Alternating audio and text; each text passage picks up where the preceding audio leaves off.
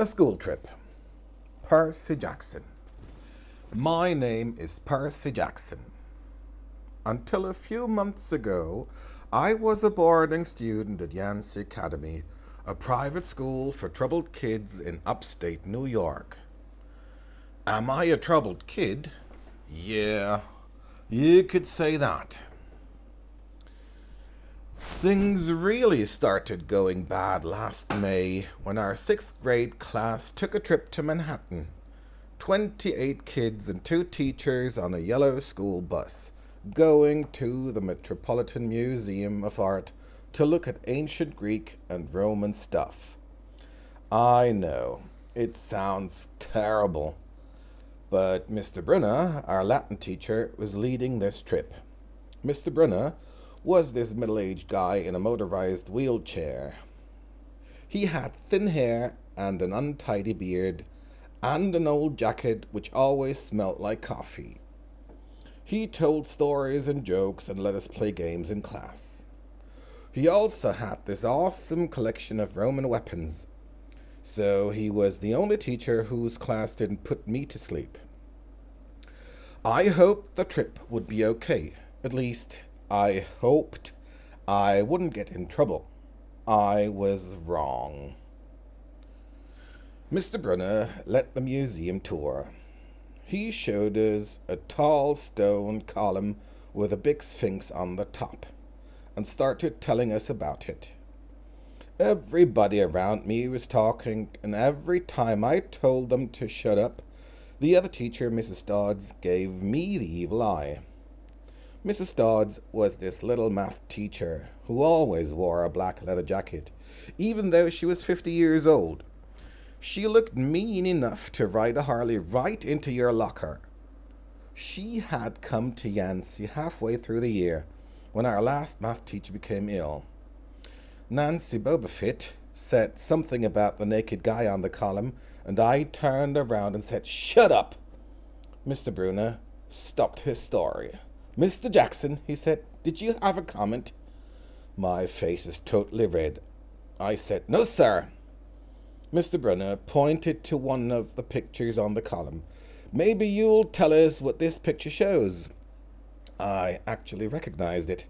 That's Cronus eating his kids, right? Behind me, Nancy Bobafit said to a friend, "Like we're going to use this in real life. Like it's going to say on our job application, please explain why Cronus ate his kids." "And why, Mr. Jackson," Brunner said, "does this matter in real life?" I said, "I don't know, sir." "I see." Mr. Brunner looked disappointed. "Well, it's time for lunch." The class walked off. My best friend Grover and I were going to follow when Mr. Brunner said, "Mr. Jackson." I told Grover to keep going. Then I turned toward Mr. Brunner. "Sir?" "What you learn from me," he said, "is very important. I will accept only the best from you, Mr. Percy Jackson." I was angry. This guy pushed me so hard. He wanted me to be as good as everybody else, but I have dyslexia and attention deficit disorder. I just couldn't learn all those names and facts. I said something about trying harder. Mr. Brunner told me to go outside and eat my lunch. The class was on the front steps of the museum. I wanted to eat my sandwich, but Nancy Bobafit appeared in front of me and dropped her half-eaten lunch in Grover's lap. "Oops!" She smiled at me. I tried to stay cool. I don't remember touching her, but suddenly Nancy was sitting on her butt in the fountain. Mrs. Dodds appeared next to us. "Come with me," she said. "Now." I turned to look at her, but she wasn't there. She was standing at the museum entrance. How did she get there so fast?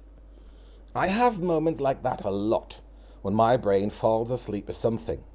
The school counselor told me this was part of the attention deficit disorder.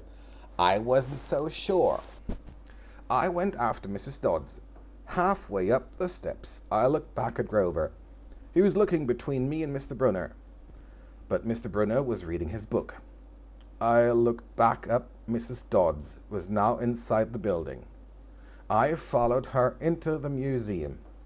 Except for us, the gallery was empty. Mrs. Dodds was making this weird noise like an animal. "You've been giving us problems, honey," she said. I did the safe thing. I said, "Yes, ma'am." The look in her eyes was terrible. She's a teacher, I thought nervously. She isn't going to hurt me. Thunder shook the building. "It's time to die," she hissed. Her eyes were red. Her fingers turned into claws. Her jacket became large, leathery wings. She wasn't human.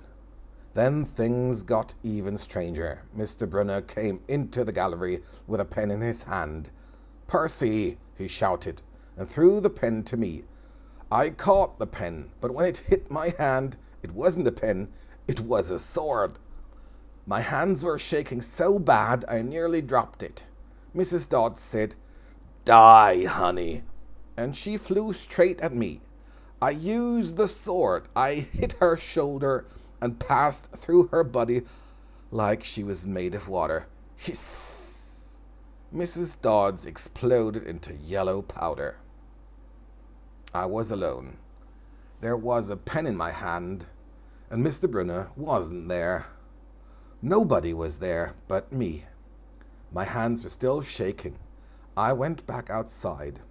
Mr. Brunner was sitting under his red umbrella, reading his book. I went over to him, and he looked up. "Sir," I said, "where's Mrs. Dodds?" He looked at me. "Who?" "The other teacher, Mrs. Dodds." He frowned. "Percy, there is no Mrs. Dodds on this trip. There has never been a Mrs. Dodds at Yancey Academy. Are you feeling all right?"